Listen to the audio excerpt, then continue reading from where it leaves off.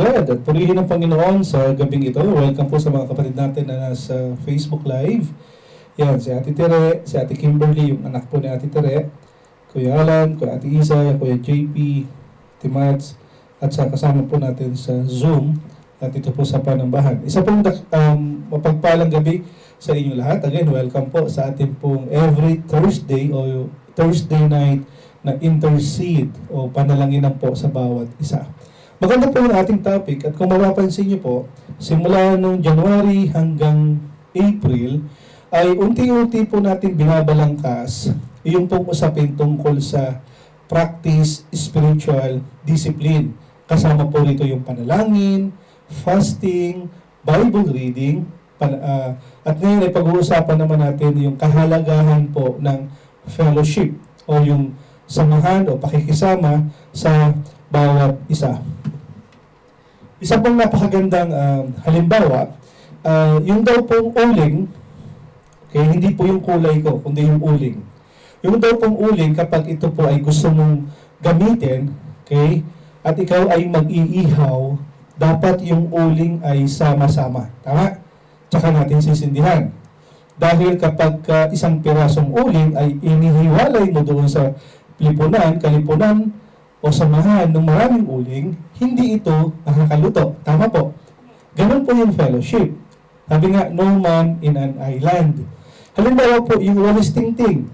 Alam natin na yung walis tingting ay ginagamit ni nanay, ni tatay, o malamang marami sa atin ang gumagamit ito pagka umaga. Yung pong wawalisin natin yung dahon, diba? Yung mga dumi-dumi sa ating pong bakuran. Kapag ang tingting po ay nakabungkos, ang tawag doon ay samahan ng mga tingting, ay napakadali pong makapagwalis. Pero kapag ang tingting ay nahiwalay at subukan mong magwalis, kahit maghapon kang magwalis, hindi mo maitatabi o makukuha yung kalat. Tama po? Ganun po yung halintulad ang ating pong tinatawag na fellowship. Pero kadalasan, marami sa atin, kapag kasi sinasabi ng fellowship o yung Christian fellowship, ay marami ang parang allergic. Di ba? Ayoko sa grupo na yan. Ang sasama ng ugali ng tao. Ayoko sa grupo na yan. Kasi puro kainan, kaya ang tataba nila. Ayoko sa grupo. May mga maraming negative na nakikita at nasasambit ng bibig base sa experience.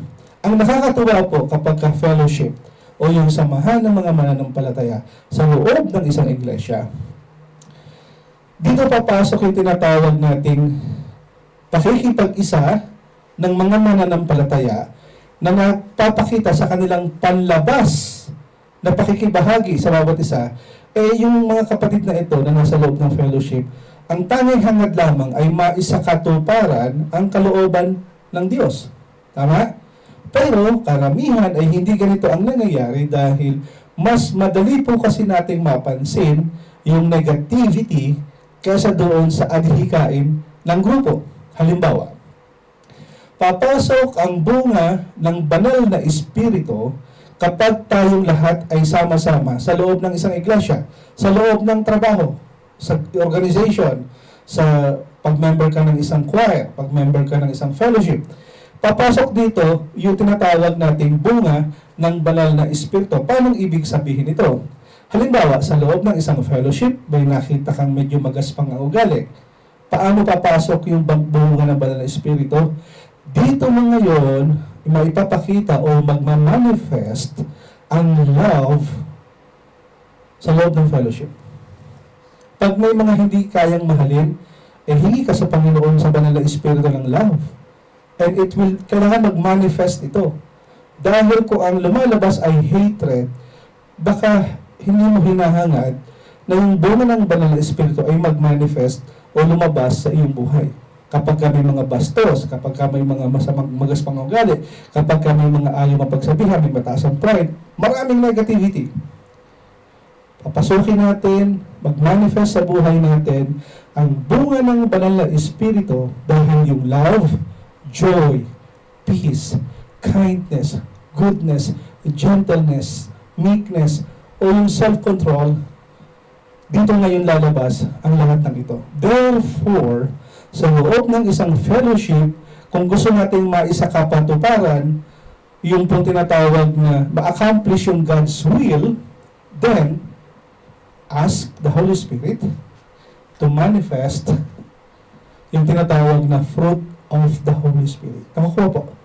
At magagawa mo lamang ito kapag ikaw ay nandoon sa loob ng isang fellowship. Dahil pag mag-isa ka, hindi nagmamanifest yan somehow. Sa buhay mag-asawa, lalabas yung magmamanifest dapat yung fruit of the Holy Spirit. Dahil pag may isa o dalawa hanggang tatlo or more, okay, ito ay isang organization, isang grupo, isang Christian fellowship na kung saan ang tanging hangarin lamang is to accomplish God's will. That's how important Christian fellowship. Tingnan natin ang sinasabi ng Biblia. Ang sabi sa Acts 2:42 ay ganito po. All the believers devoted themselves to the apostles, teaching and to fellowship, and to sharing in meals, including the Lord's Supper. Tama-tama, bukas meron tayong Lord's Supper. Prepare po tayo ng ating elements. And to prayer.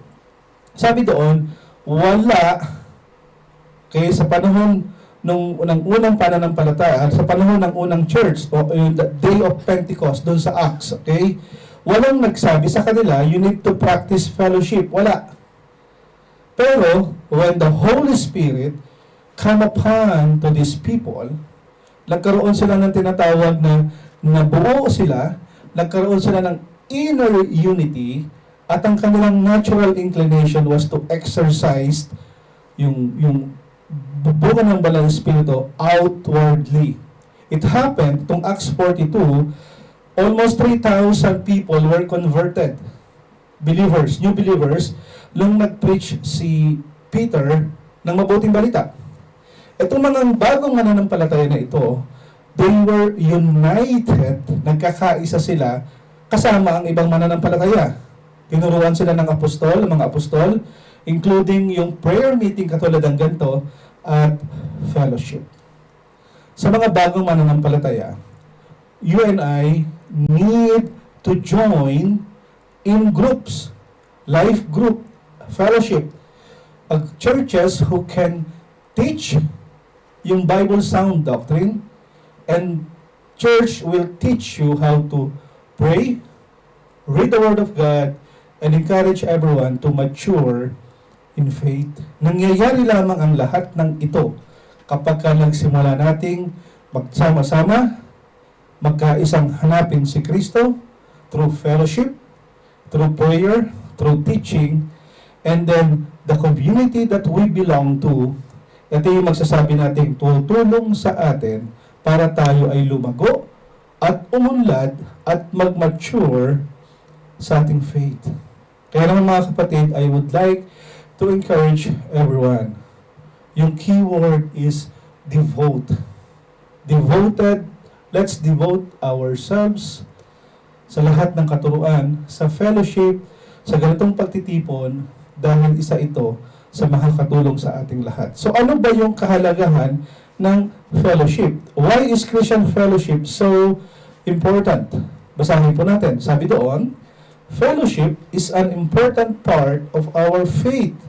Coming together to support one another is an experience that allows us to learn, gain strength, and show the world exactly what God is. Malaki po ang bahagi ng fellowship o nung samahan ng mga mananampalataya sa ating pong mananampalataya. Bakit? Kasi dito nagkakaroon tayo ng tinatawag na life support o yung group support. Nagsusuportahan tayo. Kapag may mga pagkakataon na tayo ay kinukorek, pag may mga pagkakataon na tayo po ay gustong turuan para matuto, pag may mga pagkakataon may mga nanghihina, ito yung nagpapalakasan upang maipakita sa mundo kung sino at ano mismo yung Diyos nating pinaglilingkuran. Ang Diyos ay tapat sa kanyang pangako. Ng lahat ng ganitong pagtitipon, God will continue to bless you. Kung ayaw nyo maniwala, mag-join po kayo sa mga fellowship na nagkatuturo ng salita ng Diyos. Maniwala kayo sa hindi. Makakatulong po ito sa inyong lahat. Amen po. So, tingnan natin. Ano ba yung apat na importansya o benefits ng fellowship? Una, sabi doon, fellowship gives us a picture of God. Paano ibig sabihin nun? Sabi sa Biblia, Romans 12:14 to 6. For just as each of us has one body with many members, and these members do not all have the same function. So in Christ, we though many from one body, and each member belongs to all others. We have different gifts according to the grace given to each of us. If your gift is prophesying, then prophesy in accordance with your faith. Sabi doon, each of us, tayong lahat, together, sa ating pong sama-sama, dito nagpapakita yung biyaya at awa ng Diyos sa buong mundo. Paano ibig sabihin nun? Hindi naman po talaga tayo perfecto. Okay? Tingnan natin yung ating screen. Parang nag-stop yung ating live. Okay? So, tuloy lang natin. Anyway, naka-record naman.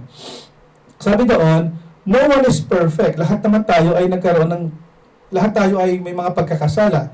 Lahat tayo ay hindi perfecto at lahat naman tayo ay hindi tinatawag nating parang maayos kadalasan. Okay? But each of us, lahat tayo, ay meron pong purpose sa mundong ito. At ito po ay nagpapakita ng aspeto ng Diyos sa buhay po ng mga taong nakapalibot sa atin. Tayo rin po ay nagpapakita sa kanila that lahat tayo ay binigyan ng Panginoon ng spiritual gift na galing sa Kanya, gift na galing sa Panginoon. At kapag tayo po ay nagsasama-sama in fellowship, yung lahat ng spiritual gifts na meron na yon ay na-demonstrate po kapag tayo ay nagsasama-sama. Marami sa atin ay merong spiritual gift ng counseling. May mga iba naman sa atin ay merong yung empathy, yung sympathy, may mga gift na kung saan may mga nagtuturo, may mga gift na kung saan ang ministry talaga nila o yung regalo sa kanila ng Diyos ay giver. O yung iba naman ay talagang gusto niya lang na nasa likod ng stage and he wants to do work for the Lord. Okay? Parang ganito po yun. Sa isang cake, di ba yung cake ay bilog kunyari. Yung nabili nating cake ay bilog. Bago po ito maging cake, syempre kailangan mo ng flour, sugar, eggs, oil, at marami pang iba para makagawa ka ng cake. Tama? Yung itlog ay hindi po pwedeng maging flour. At yung iba naman ay yung sugar ay hindi pwedeng maging oil. Ibig sabihin, together with all those ingredients ay makakabuo ka ng isang cake. Therefore, katulad po ng fellowship, all of us na merong regalo na galing sa Diyos should come together in a fellowship to show the glory of God. Kapag ang lahat ng mananampalataya ay nagsama-sama, na ipapakita natin yung regalo ng Panginoon at nakikita sa buhay natin yung bunga ng Banal na Espiritu, it will give us a picture of God. I hope malinaw po sa atin ito. Pangalawa, fellowship makes us stronger. Maikli lang po yung ating devotion at ilang slide na lang po. Ang sabi doon sa Matthew 18:19 to 20, again, truly I tell you that if two of you on earth agree about anything they ask for, it will be done for them by my Father in heaven. For where 2 or 3 gather in my name, there I am with them. Okay? Kung tayo po ay nasa loob ng isang fellowship at yung pong nagbibigay sa atin, it provides us with yung strength, di ba? Nakakakuha tayo ng lakas. Being around, o sa mga kasama natin, also will give us a chance to learn from the mistake of the others, to learn from kung ano yung mga insight na meron sa kanila. Malaki po ito, maitutulong nito sa atin. It also give us yung pong tinatawag na sometimes excellent food to our soul. At kadalasan po, kung tayong lahat ay may mga iba sa atin na nagdi-deal with yung pong tinatawag na sakit, hirap, pain, challenges, temptation and everything, okay, magiging mas madali po na tayo ay magkakaroon ng tinatawag na circle of friends dahil yung pong mga question in life ay makakatulong po dahil may mga kapatid tayo na nakaranas na ng ganito at normally nakikita natin ito at nararanasan through fellowship. Kaya naman it will give us somehow yung strength that we need. Pangatlo, fellowship provides encouragement. Ito yung Bible verse na kung saan ay palagi po nating nadidinig. Hebrews 10:24 to 25. Let us think of ways to motivate one another to acts of love and good works. And let us not neglect our meeting together as some people do, but encourage one another, especially now that the day of His return is drawing near. All of us, or many of us, ay mga tinatawag na merong bad moments. Tama? May mga iba ay nalugi sa negosyo, nag-failed sa exam, may problema sa pera, nawalan ng mahal sa buhay, may sakit na ayaw gumaling-galing, may karamdaman na kung saan parang hirap ka na, or even yung crisis ng faith. Should I continue in my faith or hindi? At madalas, ito yung mga panahon na kung saan pag ang kapatid ay nakakaranas ng ganito, ay parang ayaw niya na. At may mga pagkakataon na ang kapatid na ito ay parang napakababa ng self-esteem. At may mga pagkakataon na it can lead to anger. Nagagalit na siya. Ayaw niya nang makita yung face ng taong ito. At meron tayong mga tinatawag na parang feeling of disillusionment with God. Yet, sabi nga, sa mga low times that we have, fellowship is so important.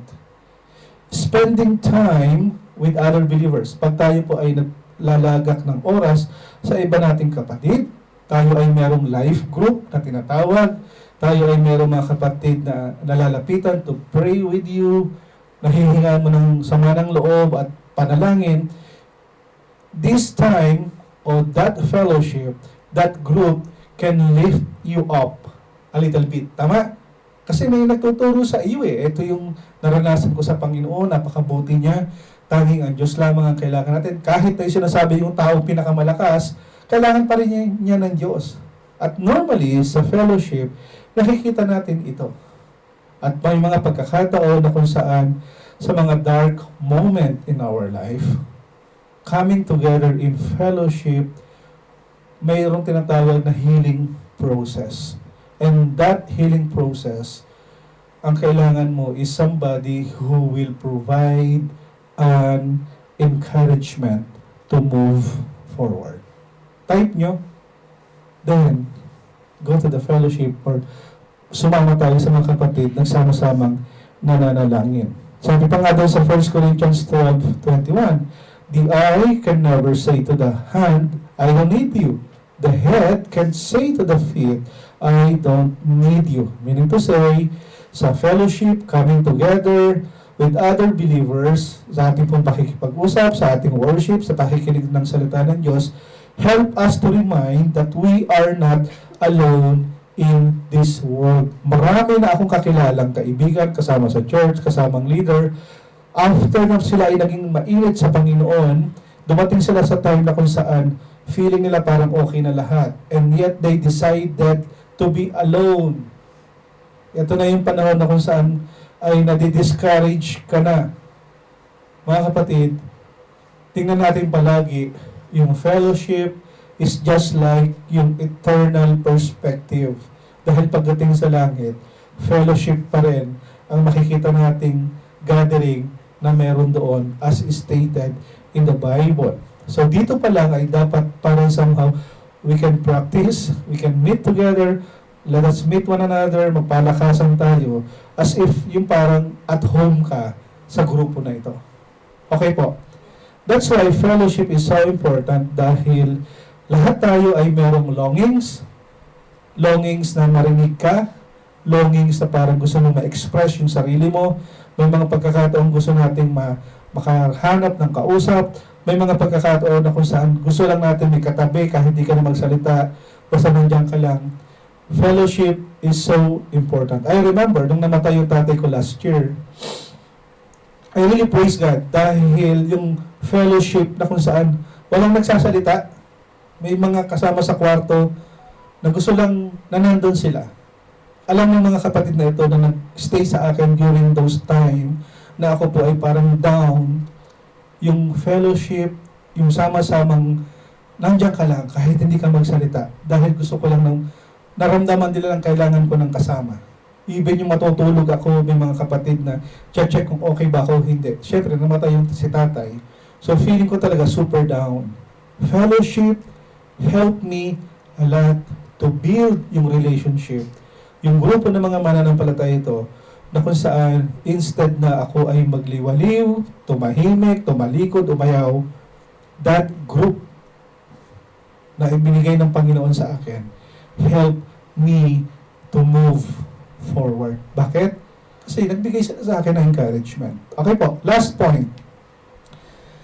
Fellowship help us grow. In closing, sabi doon, 1 Corinthians 14:26. Well, my brothers and sisters, let's summarize. When you meet together, one will sing, another will teach, another will tell some special revelation God has given. One will speak in tongues, and other will interpret what is said. But everything that is done must strengthen all of you. Meaning to say, when we are together in a fellowship, it will help us grow. Nakuha niyo po? In fellowship, it will affect us to dig deeper together with the Word of the Lord. Sa tulong at awa ng banal na Espiritu, sa tulong at awa ng Diyos, sa pakikipag-isa ng banal na Espiritu, ayon sa kanyang divine purpose, we must all put our shoulders to the flow until God's plan is complete. Parang ikaw yung magsasaka. Sama-sama nating tatahakin ang daan na ito, tayo'y magsasama-sama maglalakad to the point na kung saan nawa ay datnan tayo ng Panginoon na tapat na naglilingkod sa Kanya. Maraming pagkakataon, coming together in a fellowship will help us grow in faith, will encourage us and remind us to read our Bible, to pray for one another, at ang importante, yung lesson na makukuha natin sa sama-samang grupo na ito. When we come together in fellowship, alam natin na tayo ay nagtuturuan sa bawat isa, na-express natin yung ating faith, yung ating gift, yung lahat ng ating natutunan ay makakatulong sa iba para po sila ay lumago. And remember, tayong lahat ay nilikha ng Panginoon for a fellowship.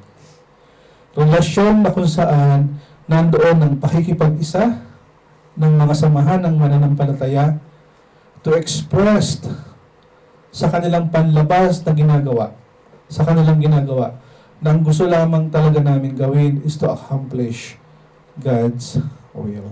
Mga kapatid, importante po ang fellowship dahil isa ito sa kailanman ay hindi mababaliwala na ginagawa natin. Let us encourage our brother and sister na minsan hindi na po natin nakikita. Why not now, tonight? Start praying for them. Tama? Yung mga nakaraang linggo, buwan, nakasama natin sa katabi natin sa upuan na hindi na natin nakikita. Reach out natin. Kailangan nila ng isang fellowship na kung saan makakatulong sa kanila para sila ay lumago. At loobin ng Panginoon na sa kanyang pagdating, tayo ay tapat na maglilingkod sa Kanya at makita nawa sa buhay ng bawat isa sa atin mag-manifest ang bunga ng banal na Espiritu. Dahil kapag ang bunga ng banal na Espiritu ay nag-manifest sa buhay mo, kahit anong makita sa paligid, you will never be discouraged. Hindi ka panghihinaan po. Sabi nga, lots of people can do what they want. Hindi natin sila kayang kontrolin. But one thing we can control, That is our response. Tayo manalangin. Salamat Panginoon sa aming pong sama-samang pag-aaral ng devotion na ito. Sa mga darating po na Huwebes ay mapag-uusapan pa namin ang importance ng fellowship. But tonight, O God, thank you for your word. Thank you Lord dahil lahat kami ay nakatuon sa iyo. Sa kabila ng lahat ng struggle, sa kabila ng lahat ng challenges, sa kabila ng sakit at karamdaman na minsan ay pumipigil sa amin upang magpatuloy. But still, your word, through the power of the Holy Spirit, will teach us, move us forward until you come. Bless this night, O Lord. We bring back all the praise and the glory. In Jesus' name, amen.